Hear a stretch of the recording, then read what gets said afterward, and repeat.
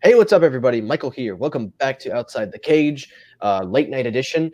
How you guys doing tonight? I hope you all have an excellent night. As always, I'm here joined by the man, the myth, the legend, the SMT. As always, last night's episode did not go as well as I thought it would. On a technical level, the audio did not come well, so as a result, I removed that episode and I decided to refilm it tonight. And of course, Sam was available, so thank you for coming on, Sam. Yes, sir. No time to waste. Let's just get right into it. So UFC 249, as you know by now, is a complete mess. It is a big, big mess. And I'm sure you definitely know, Habib has to pull out of the fight because he is stuck in Russia under quarantine and there's like a travel ban. He cannot leave. Maverick's in the house. How you doing, Maverick? It's good to have What's up, Mav? What up? it's good to have him on. But yeah, this thing has gotten worse. The situation with the COVID-19 has reached a new level. This is not getting any better, and it's affecting everything. It's affected pretty much everything that we know, but UFC 249 is the most heavily affected sports thing happening right now. So I'm going to try to break down everything that was discussed. So let's start with the obvious. Habib's response to 249's backlash. So everybody on Twitter, and I'm pretty sure that everybody that he's referring to are pretty much the fanboys that have no idea what they're watching.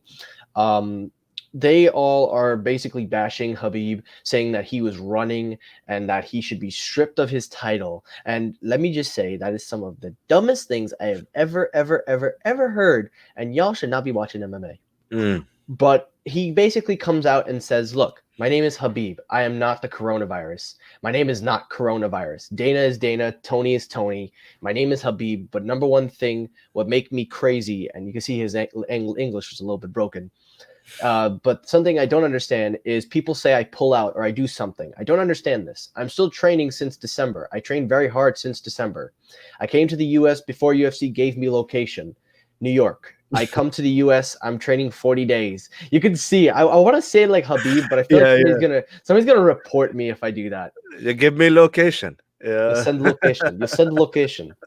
We're gonna fight. We're gonna fight September or October, Yeah. whenever he fought. Right. Conor. Yeah, And he man. said, "This is what drives me crazy: is the U.S. 100% no fight. We moved to Dubai. Why? They told me 99% it was going to be in Dubai. My last training camp, I come to U.S. I trained with the coach for 55 days. Then we moved to Abu Dhabi because the fight was in Abu Dhabi. I understand. If it's not in Abu Dhabi, no problem. We did this before. We can do it one more time. We've come this close." But this is not my problem. I made no mistakes. One more time, I want to say I am Habib, not coronavirus. So basically, what he's addressing is that the entire MMA world is kind of blaming him, but that's completely false. This is not his fault. This is just a circumstance that's happening. And he's saying that he was under the impression, and this is true, it's been proven, that UFC gave him instructions that they might be hosting this event outside of the United States. So as a result, he thought it would be better to go to Russia, so that way he would be near either the location that they were going to host this fight if they rescheduled it.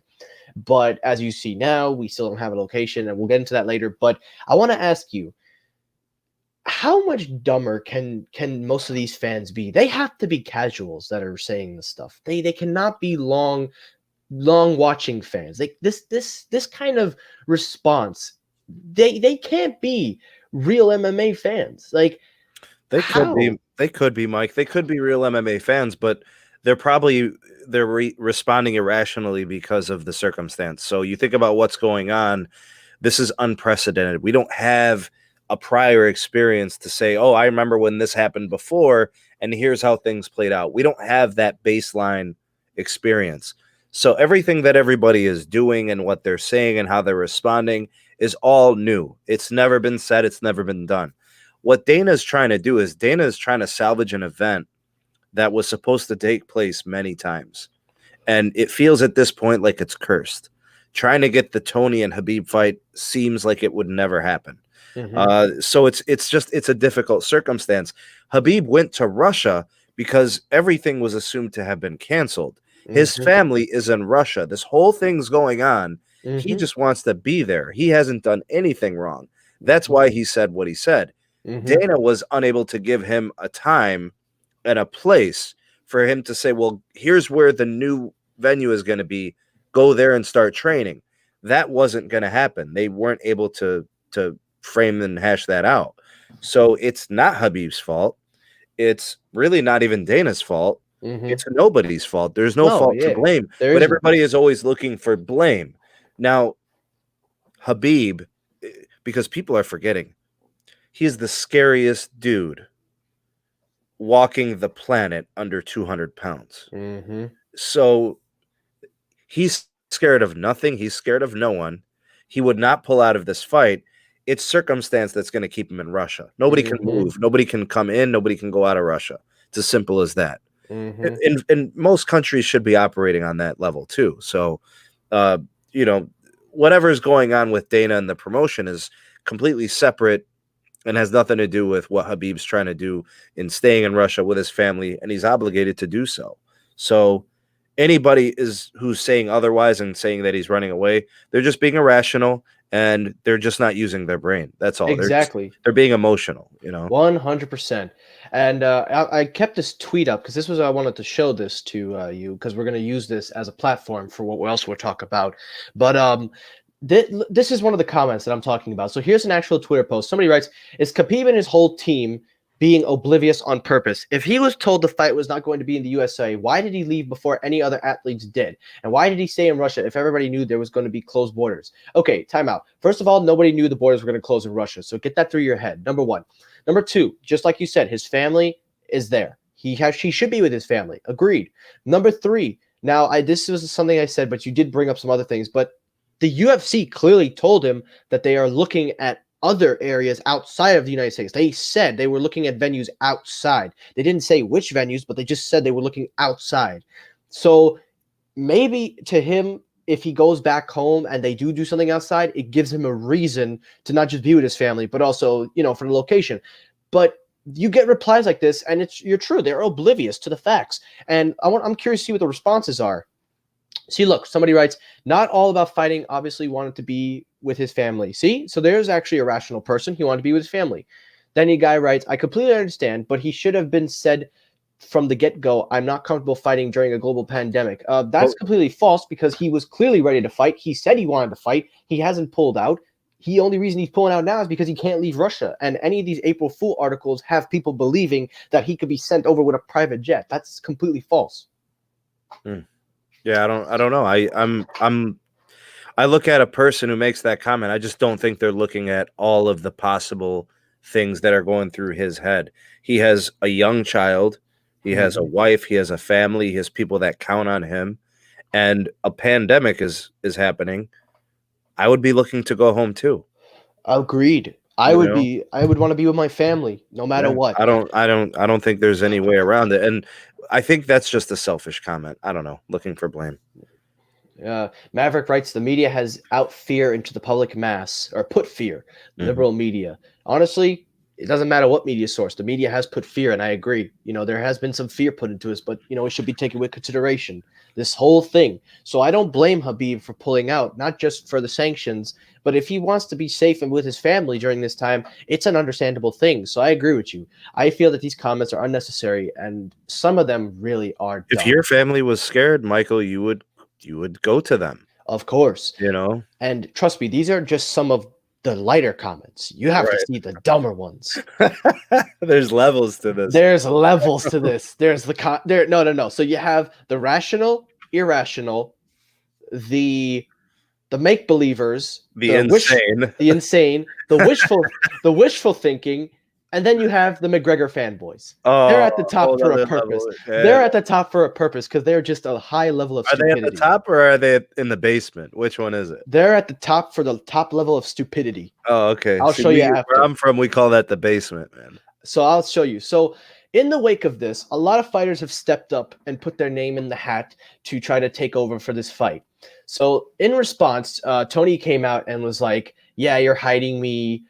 Don't make excuses." Obviously, that's what Tony's going to say. But Tony did say when he was talking to Ariel Helwani, and I'll address what Ariel said later, he basically said, "Look, it is what it is. I'm not mad.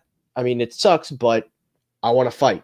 Now, he didn't say who he wants to fight. The rumored opponent is Justin Gaethje. There is a rumor going around that Gaethje was offered a fight, and a lot of people are speculating that's the fight. But Tony then since has come out and kind of shifted his attitude. So in a recent interview, he kind of clarifies saying that the UFC that he doesn't want to play this role of, oh, the UFC is holding me out. He doesn't want to play this game where the UFC will give me a fight. He basically said, I proved myself. I did what I had to do. I was a former interim champion that that crap was taken away. I was about to curse there, but it was taken away from me. I come back, I beat Anthony Pettis, I beat Cowboy Cerrone, and now I get Habib and he backs out, and now the UFC wants to use me as a placeholder now to kind of like go back to that. So like basically what they did to him when they took the belt away, he doesn't want that. So he says the only people that he wants to fight, and this is paraphrasing, this is not exact, but this is paraphrasing, the only people that he's willing to fight are two people, Habib and Conor McGregor. It doesn't seem like he's considering anybody else, but that can all change because fighters have to make money, they have to be with their family, and of course, but his mindset is that he only wants Habib, from what I'm getting. And also he threw in Conor's name because he believes Conor deserves a proper ass whooping. So my question to you is, if the fight is offered, if he is offered a fight with Justin Gaethje or anybody, if he's offered a fight with anybody, in your opinion, do you think he should take that fight? And if so, or if not, explain why. Don't take the fight. The only fight he should be focused on is the Habib fight. If that means it has to wait till after Ramadan and or whatever the case may be, then that is what it is. Mm-hmm. If he feels like he could take the Conor fight in the interim, like if he took a Conor fight in the next month, which I don't know if that's really a thing or a possibility, but if it happened and then Habib says, okay, give me 6 weeks after Ramadan, because Habib's going to take the entire month of Ramadan off and he's going to start training right after. Oh, yeah. So if he says, give me 6 weeks from the end of Ramadan, that puts it, the end of June, probably. Maybe a little bit after, maybe the first week of July, International Fight Week. You go ahead and you set up the Tony and Habib fight. Absolutely. July 6th or whatever it is. I forget what it is this year. I forgot too, because honestly, the whole COVID has thrown off everything. Yeah, and I was kind of thinking to myself, maybe it's a situation where at some point in the summer or the end of the summer we get clarity to all this. But that's really the only way to go. There's no other fight for Tony, and there's nothing really else for him to prove. He's a veteran. He's fought everybody in his division. He's beat everybody that's top ranked, and there's no other fight he could. I mean, if I were him, I would be looking to sit out unless the Conor fight was loaded and there were bags of money waiting for me. Agreed. See, that's where I agree. I do agree 100%. He should not take any fight. I've been vocal on Twitter, and I believe the fans are vocal too. What does he have to gain from the Gaethje fight? That's what I'm saying. He has nothing to gain. As a matter of fact, Gaethje has more to gain than Tony. Because let's take in a scenario. Let's say he takes the Gaethje fight. And he's addressed that too. He says Gaethje's 4-2 in the UFC. What do I need to fight him for? Kind of. Well, Gaethje is dangerous. Gaethje is dangerous. He can decapitate anyone, and he can get decapitated. This dude he'd fight in a phone booth if you let him. Oh no, Gaethje could take a punch and he could come back from a punch just like Tony. The only thing is that if, let's say, he does take the Gaethje fight, and it looks like it might, but I would argue against it. I really wouldn't get mad, but if he takes the Gaethje fight, and let's just say for any reason, let's say he loses this fight. Let's say Tony might lose. Now, I'm not predicting this, but I'm just giving a what-if scenario. If he loses this fight, Justin's going to move up, and Tony might lose his chance at Habib. There's no Habib versus Tony fight if Tony loses. Exactly. So if I was Tony Ferguson, I would say I don't want that. I honestly agree with his position. And then you have Ariel Helwani coming out going, oh, all these fans are saying he should sit out, but he has a family. He needs money. Ariel, he makes more money than you do per year on ESPN. So you should be the last person talking about money. That dude is such a loser, bro. Dude, Ariel Helwani is literally the worst. There's a reason why he's not at the media press anymore. There is a reason why Dana White doesn't have you there. And you could say, oh, well, I don't want to go. No, there's a reason we haven't seen you or heard from you. So there must be something you're not doing right.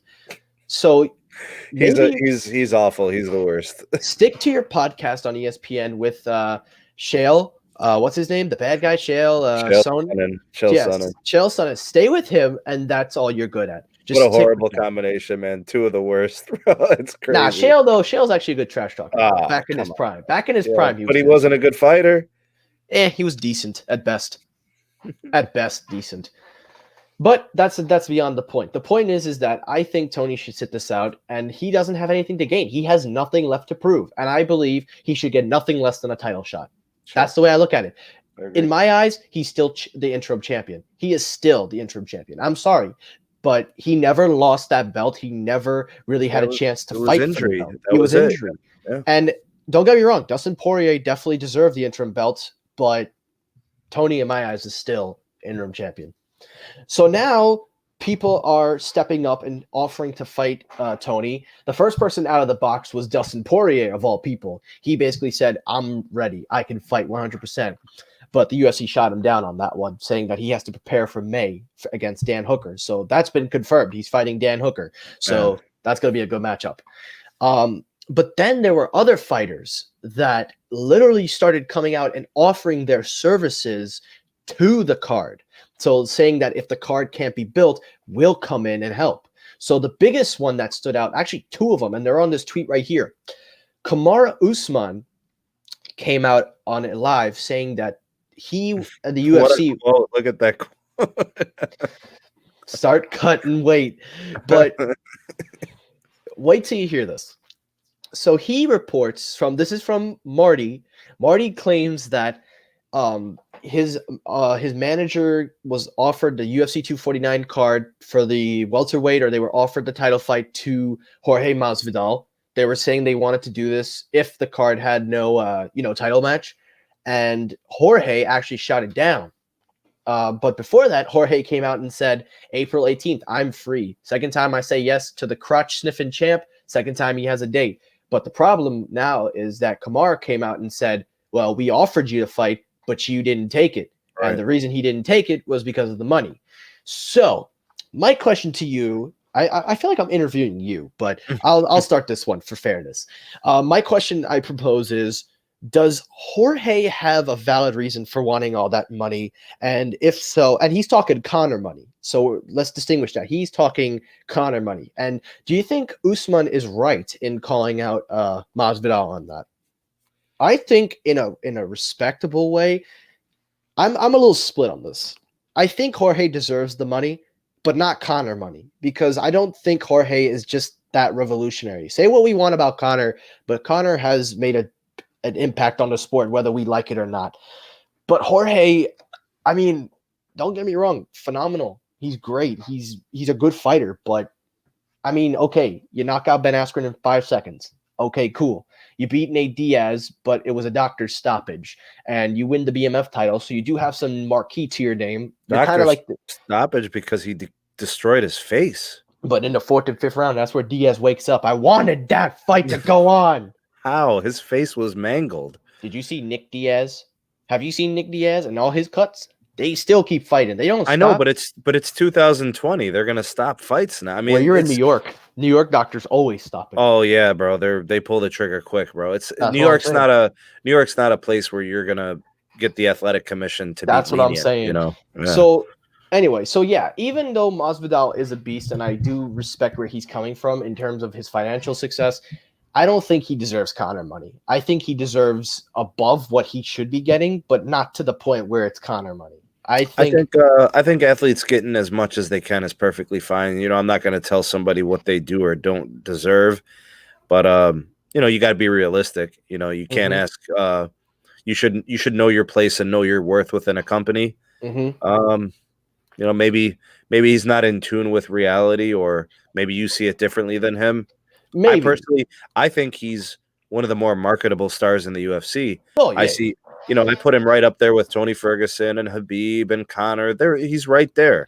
I mean, he's got name recognition now because of all of his finishes, and you know, when he speaks, people listen, and he's entertaining. And I mean, listen to his language. He says, "I'm going to baptize this guy." Oh, of course. Yeah. You're taking like a religious term and you're inflicting harm onto somebody's face. You know, like I get that. But you know, he's got some showmanship, you know what I mean? I get that, but on the flip side of it though, he's trying to make himself seem like he's now the megastar that Conor McGregor is, because if I you think check him, Jorge can be a megastar. he could be. That's the thing, could be. But Well, right who's that now, on? Who's that on? that's on him. He has to beat Usman first if he wants to get to that point, I think. You've already Okay, got the all right. BMF. But here's the thing, though. If you look at his social media's account, his YouTube, his Instagram, and his Twitters, you can clearly see he has a whole lineup of people just doing his work for him, just like how everybody. But the thing is now he's trying to be as marketable as he can, which you're right. But I feel that he's become something that he's always been against. Now, if you remember in his pre-fight or post-fight, I'm sorry, in his comments when he used to talk about, money fighters, he used to say, I don't give a crap about this money shit. Like he would talk and say he hates that crap. All he wants to Until do he is got money. until he got started money. to- And now and to me, I'm starting to get the vibe that he's becoming Conor McGregor. When Conor started getting all that money and he stopped caring less and less, I'm getting a vibe from Jorge. And I don't want that vibe from him because he's a phenomenal. He survived Damian Maia off his back. If you could survive Damian Maia for 3 rounds on his back, like if you rewatch the Damian Maia fight, even though he lost, he survived and he attempted takedowns on Damian Maia. So if you could survive Damian Maia, and this was a few years ago, if you could survive Maia, you might have a better shot at surviving Kamara. But I feel like he's becoming Conor McGregor with his mindset now. Now that he's got the money and the fame, he's starting to slowly lose what he used to hate. He's becoming what he hated. And I don't know if that's a good thing. Yeah, I don't know if it's gotten that extreme yet. I mean, it's very possible. These things happen all the time. As people get stardom, and people make money, and then things start to change. I hope not for him because he is one of those guys that can literally be like one of the Diaz's. Remember the Diaz didn't care about the fame and success. They just wanted to fight. Like you look at Nick. You look at Nick. He's been away for so long. Comes back, fight Anthony Pettis, calls out Jorge Masvidal. And, okay, he loses, but he doesn't care. He's like, I'll do it again. I'll do it again. I don't care. And look at his brother, Nick. I was watching his older fights against Anderson Silva, I believe it was, and George St. Pierre. He did not care, Nate. He was just one of those guys that will keep fighting. It doesn't matter. So I just hope that Jorge doesn't go down this route, and I just hope he stays like what we enjoy. That's all I can say. Gotcha. And the next thing up, the last one, and then we'll move on and we'll talk a little bit more, and then we'll end it. Next is Tyrone Woodley. Now, Tyrone Woodley was supposed to fight Leon Edwards back a couple of weeks ago, but the event was canceled because of the ban in England. And as you know, Colby Covington came out and started talking, saying, I want to fight him. And then Tyrone pretty much has been like, nah, you don't want to fight me and this and that. And basically it went silent. But then recently, Tyrone Woodley came out and actually said he's offering to come on the card, but he wants to fight Colby Covington. And the quote is, me versus Queefington. Very nice. Unless Tony want to roll back up to his tough weight for the bag. The welterweight bout won't take no cheese.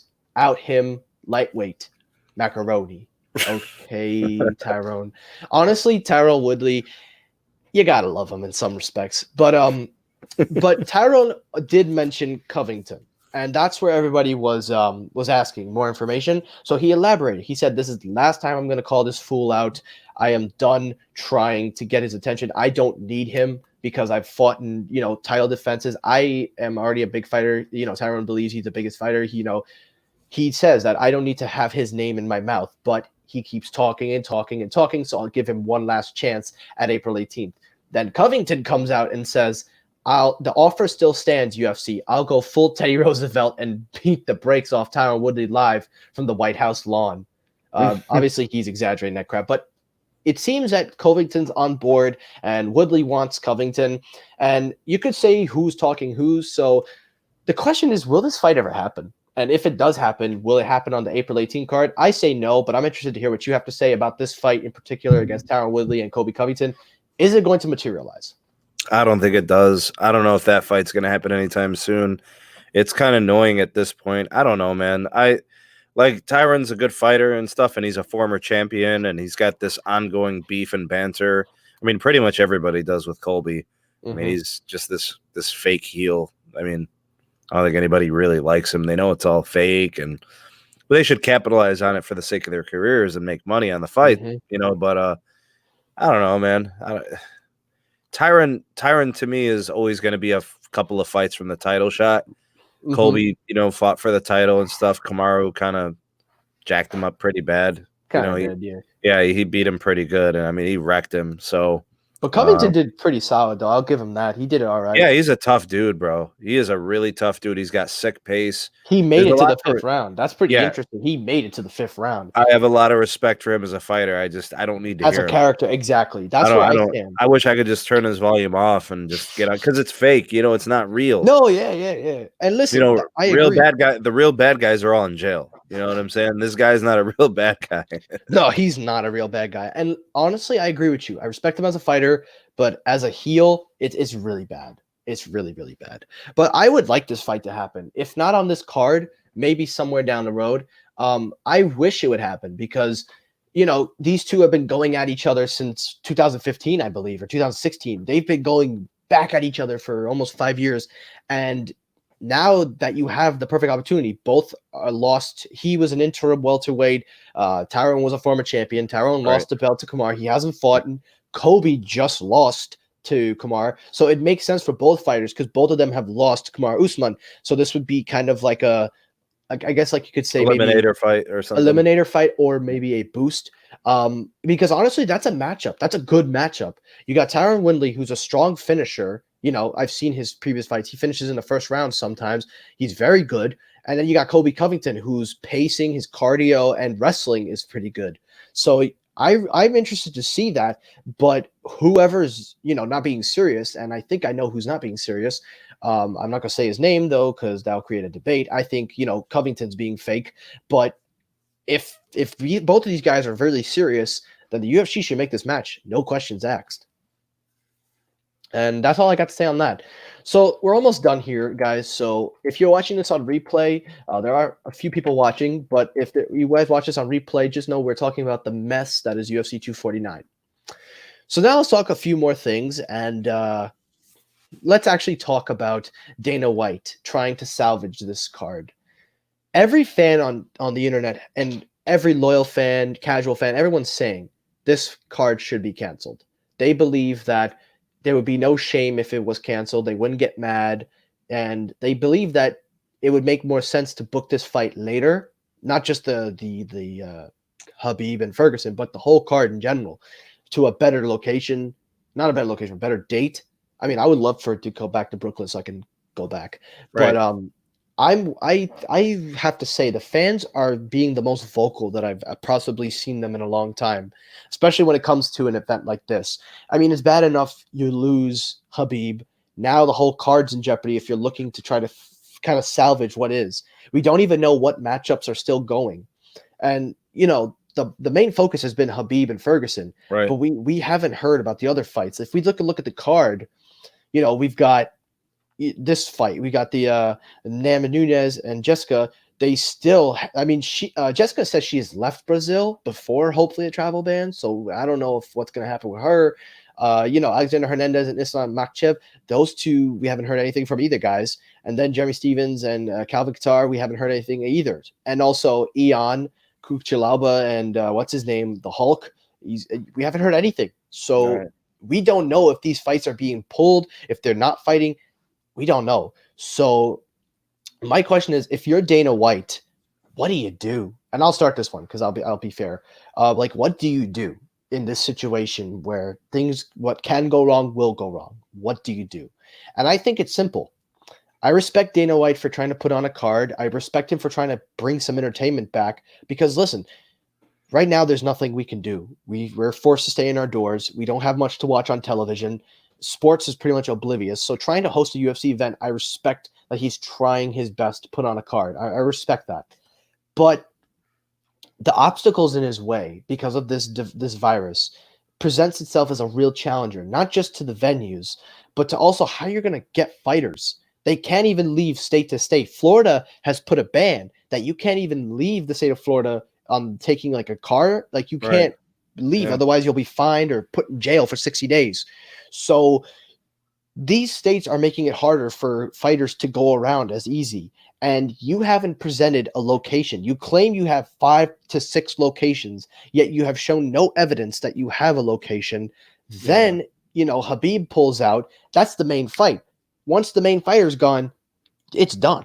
So if I was Dana White, I would say, look, I tried my best, but I don't think this is going to happen. I'm going to have to move the card to another date of location. And personally, there would be no shame. I think all MMA fans would agree that under the circumstances, it makes total sense. And I would say do it in September.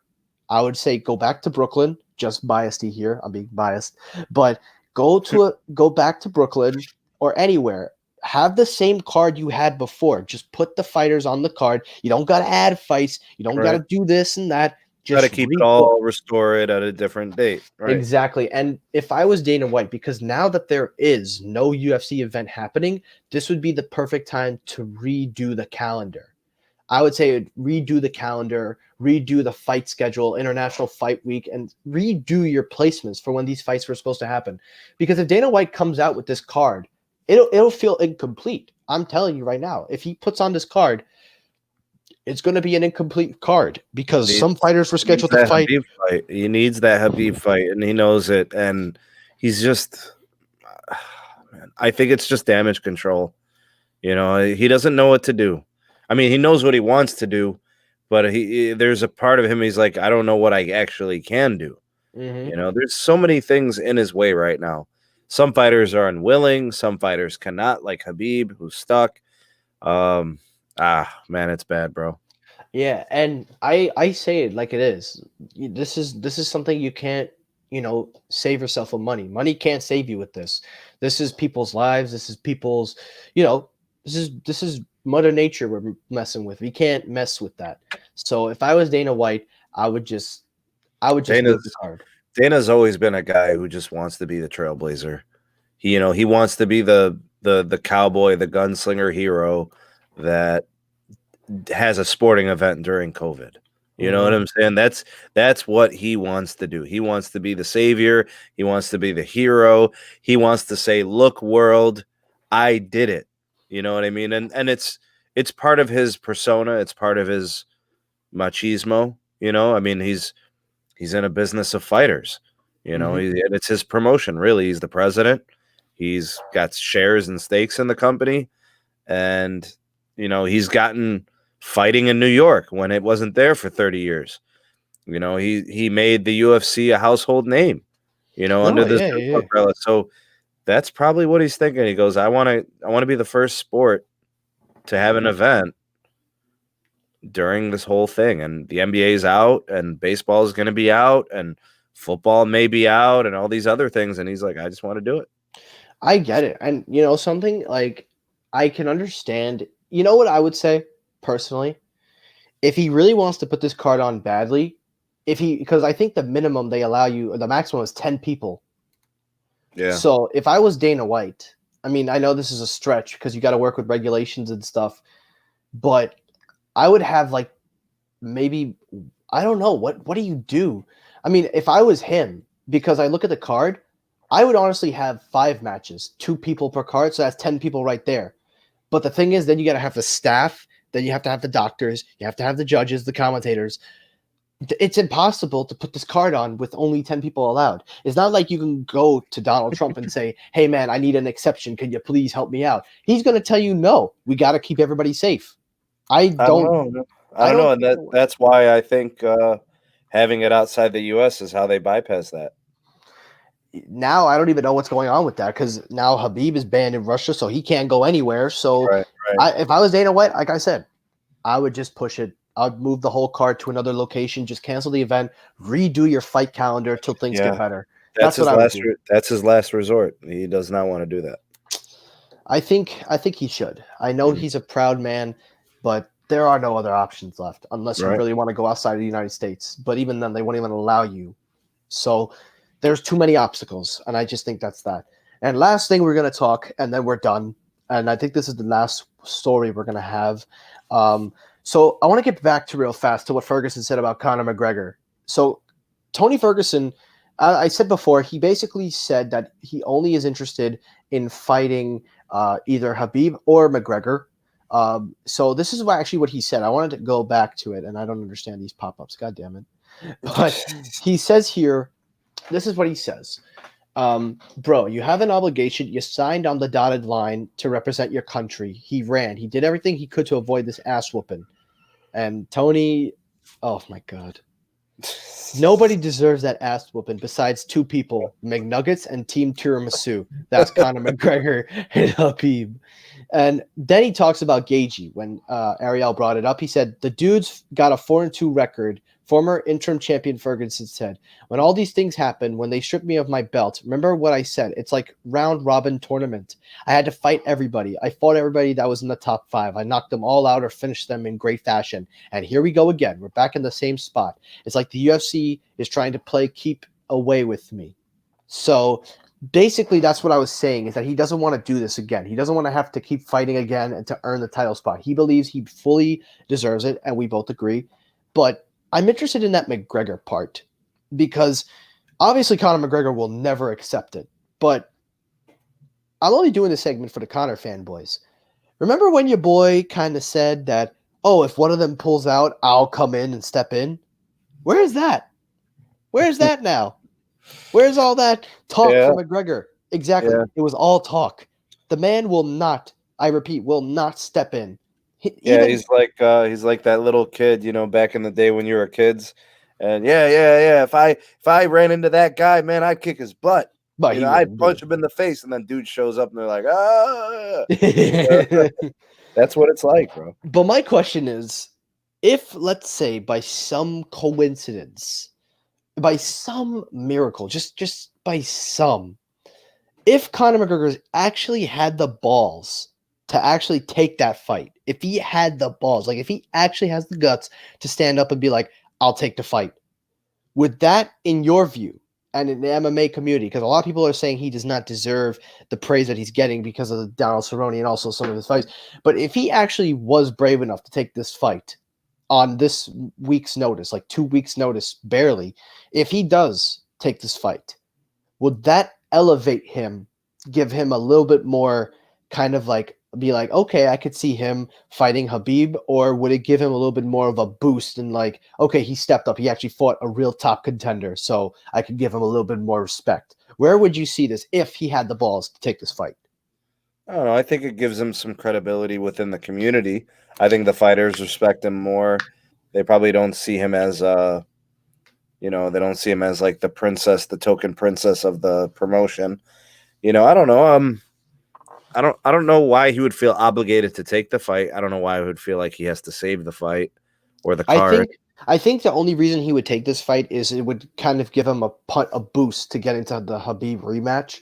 Because if Dana was to put this fight together, if I was Conor, I would not want to fight Habib ever again. I know, but he really has his mindset on that. And honestly, Habib said he turned down Conor McGregor so many times. He said, I only want Tony. He said, because he knows that Tony's something that he has to do. Tony is that obstacle in his career. Because if it gets to the point where Habib can't get to Tony Ferguson, there's always going to be that doubt lingering. What if? What if? So they're not going to say to Habib 20 years from now, oh, you're not better than Conor because you didn't fight him the second time and win. No, they're not going to. But they'll say, oh, man, there's doubt in your career because you never fought Tony. You know, exactly. That could happen. And I think he's cognizant of that.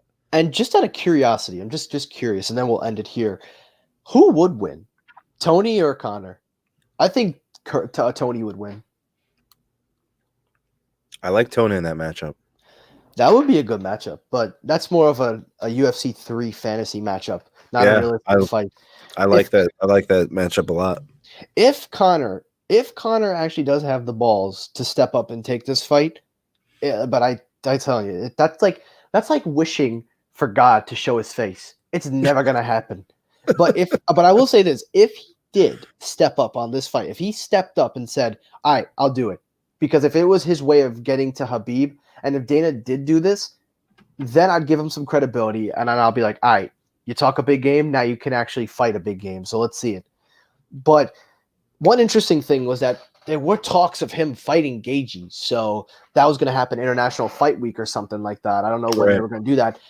But if that matchup doesn't happen or does happen, does that still give him credibility as well? Or which one do you think would be a better matchup, him, Gagey, or Ferguson?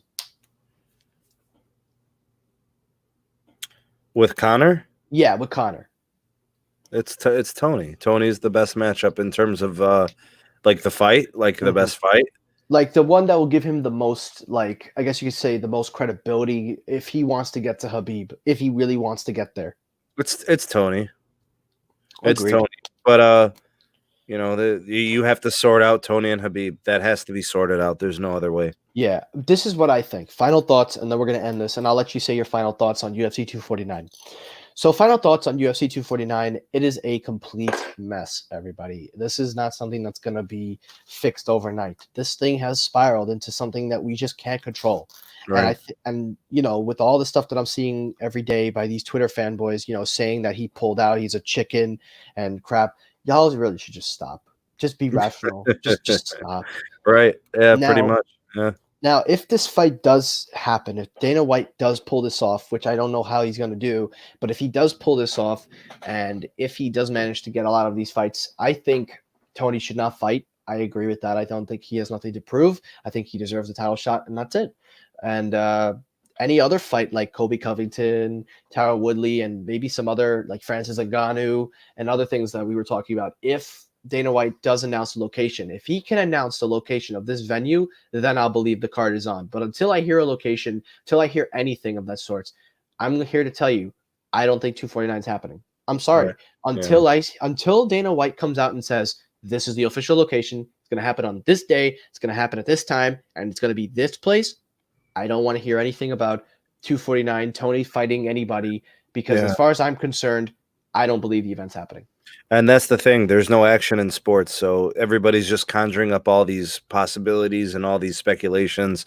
It's almost best to just let the stuff fly on by you, man. Agreed. Final thoughts on your end? Anything you'd like to say? I can't wait for that fight, man. At some point, we got to see Habib versus Tony, and that's really that's where my mind is when it comes to that card. It's got to happen. If it's at the end of the summer or something, so be it. But that's the fight to make. That's all there is to it. Agreed. I really want this fight. I feel terrible that it was going to happen in Brooklyn, but then they had to cancel it. But then you see the whole card is canceled, hope possibly, and it's probably going to suck that it won't happen in Brooklyn again. I don't think they'll rebook it in Brooklyn. I don't think so. You never know, man. I mean, it's all about timing. That's really well. New York's in bad shape right now. So New York is in terrible bad shape. But come August, September, I think things may start to get a little bit better for the state. Yeah, sure. And considering that Brooklyn is where this whole thing kind of started, I wouldn't be against if they did it back in Brooklyn, because I remember they were supposed to fight in Brooklyn. They didn't happen. I honestly would like it to be in Brooklyn, not just because that's where I'm close by, but also it makes sense. I mean, you could have it at MSG for all I care. I don't care. But MSG will probably charge an arm and a leg to sit in section 100. At least with Barclays Center, you pay like what, 275, almost 300, not even. So they're still charging the same pricing. All right. Oh, it is same pricing. All right. They charged me $225 at the Quicken Loans Arena in the CLE. Wow, did you go? Yeah, Stipe when Stipe defended his title against Alistair Overeem. I saw him knock out the Reem, bro. Yeah, Alistair's really going down. Well, they're not going down, but he was hot at the time. He was the top ranked fighter. He was beat Brock Lesnar, and he had fought. He actually, something. Alistair is one of those fighters that's been around the game long enough, and he's one of the most respected heavyweights in my opinion. He just doesn't have the chin that the heavyweight division requires. Nah, he's like Luke Rockhold. His chin went glass. But anyway, that's it for Outside the Cage. So, guys, thank you for tuning in. Again, terrible circumstances we're going on with right now, and I hope everybody is taking their precautions necessary. I hope you all have a safe night. Take care, everybody, and I will see you all tomorrow. Sam, as always, thank you for coming on. I appreciate you. And everybody, tomorrow's episode will be out a little bit later, so bear with me. But tonight's episode is already up, so you can check it out. Thank you, as always, for watching, everyone, and stay safe. Peace.